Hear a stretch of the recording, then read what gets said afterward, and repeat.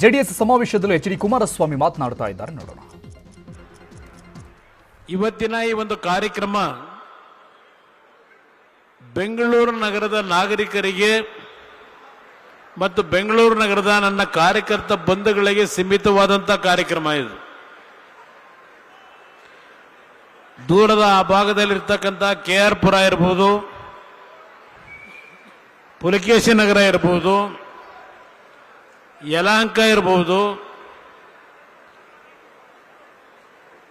ರಾಜರಾಜೇಶ್ವರಿ ನಗರ ಇರಬಹುದು, ಬಸವನಗುಡಿ ಇರಬಹುದು, ಜಯನಗರ ಇರಬಹುದು,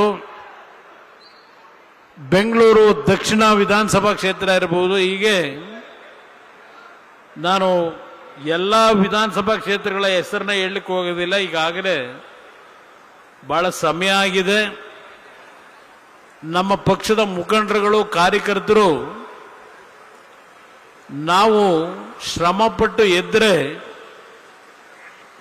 ಯಾವ ಪಕ್ಷಗಳಿಗಿಂತ ನಾವು ಕಡಿಮೆ ಇಲ್ಲ ಅಂತಕ್ಕಂಥದ್ದನ್ನ ಇಲ್ಲಿರ್ತಕ್ಕಂಥ ಈ ಭಾಗದಲ್ಲಿರ್ತಕ್ಕಂಥ ವೇದಿಕೆ ಮೇಲೆ ಇರ್ತಕ್ಕಂಥ ಕಾರ್ಯಕರ್ತರು, ಮುಖಂಡರುಗಳು, ಮುಂಭಾಗದಲ್ಲಿರ್ತಕ್ಕಂಥವ್ರು,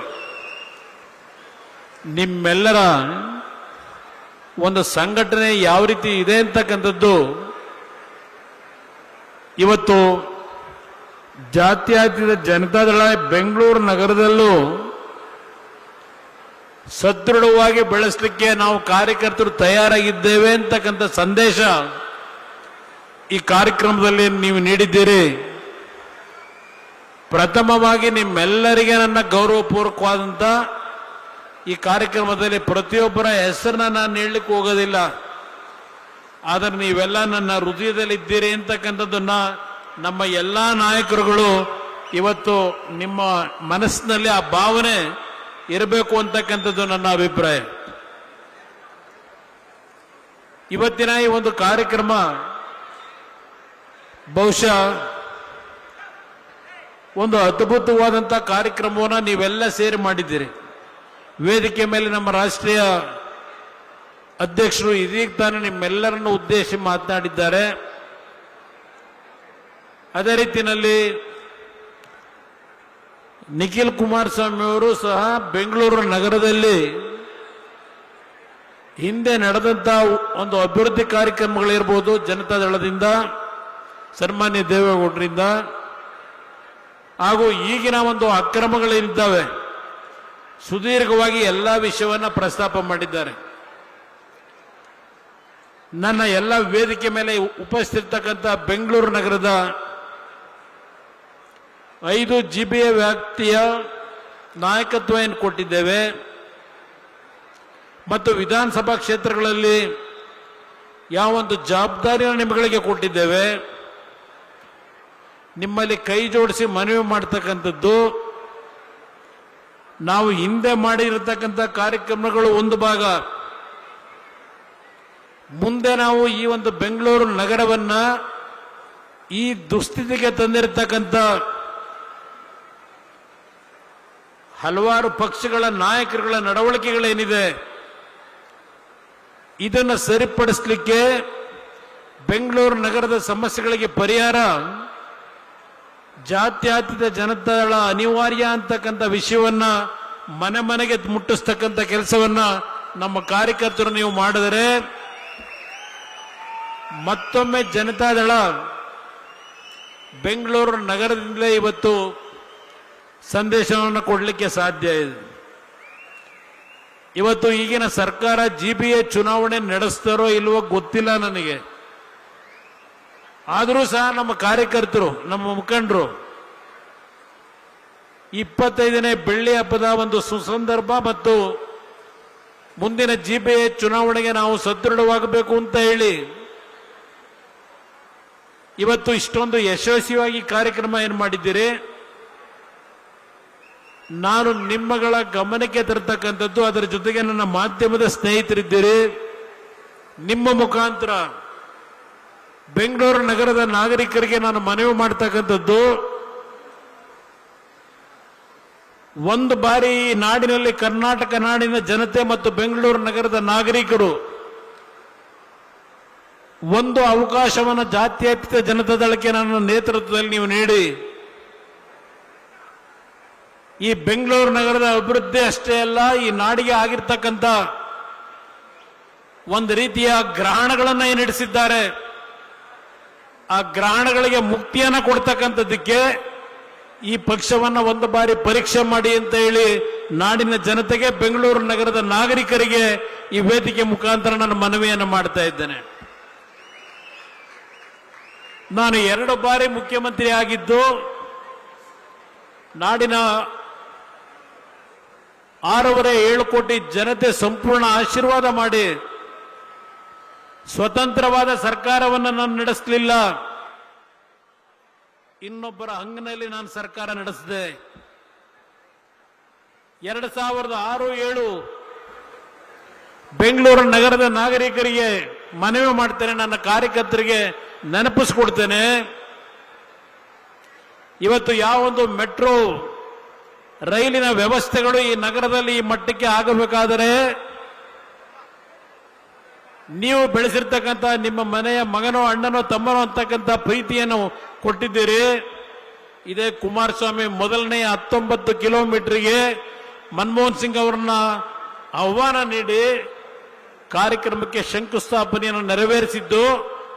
ಏನು ತಿಳಿದೆ ಮೊದಲನೇ ಬಾರಿಗೆ ಶಾಸಕನಾಗಿ ಮುಖ್ಯಮಂತ್ರಿಯಾಗಿ ಅವತ್ತು ಕಾರ್ಯಕ್ರಮವನ್ನು ಪ್ರಾರಂಭ ಮಾಡಿದ್ದು. ಬೆಂಗಳೂರು ನಗರದ ಹಲವಾರು ಫ್ಲೈಓವರ್ಗಳು, ಹಲವಾರು ರೀತಿಯ ಒಂದು ಟನಲ್ ರೋಡ್ಗಳನ್ನು ಮಾಡತಕ್ಕಂಥ ನಿರ್ಧಾರ ಅವತ್ತು ಮಾಡಿದ್ದೆ. ಇವತ್ತು ಸುಮಾರು 17 ವರ್ಷ ಆಗಿದೆ. ಈಗಿನ ಸರ್ಕಾರ ಟನಲ್ ರೋಡಿನ ಬಗ್ಗೆ ಕನವರಿಕೆ ಈಗ ಮಾಡ್ತಾ ಇದ್ದಾರೆ. ನಾನು ಅಂದೇ ಒಂದು ಕೊರಿಯಾ ಕಂಪನಿಗೆ ಒಂದು ಆದೇಶ ಮಾಡಿ ಮೀನ್ ಸ್ಕ್ವೇರ್ನಿಂದ ನಮ್ಮ ಹೆಬ್ಬಾಳದ ಫ್ಲೈಓವರ್ ಅವರಿಗೆ 4 ಪಥದ ಟನಲ್ ರೋಡ್ನ ಮಾಡತಕ್ಕಂಥ ನಿರ್ಧಾರ ಮಾಡಿ ಟೆಂಡರ್ ಪ್ರಕ್ರಿಯೆಗಳನ್ನು ಮುಗಿಸಿದ್ದೆ. ನಂತರ ಬಂದಂತವ್ರು ಮಾಡಲಿಲ್ಲ. ನಿಮ್ಮ ಔಟರ್ ಪೆರೆ ರಿಂಗ್ ರೋಡ್ ಜವರಗೌಡರಲ್ಲಿದ್ದಾರೆ, ಪಾಪ ಹೆಚ್ಚಿನ ಶ್ರಮ ಪಟ್ಟಿದ್ದಾರೆ ಈ ಕಾರ್ಯಕ್ರಮಕ್ಕೆ. ಇಲ್ಲಿ ಸುತ್ತಮುತ್ತಲ ಭಾಗದಲ್ಲಿ ಇರ್ತಕ್ಕಂಥ ಹೆಚ್ಚಿನ ಸಂಖ್ಯೆಯಲ್ಲಿ ಇವತ್ತು ಈ ಒಂದು ಸಭೆ ಯಶಸ್ಸುಗೊಳಿಸಿದ್ದಾರೆ.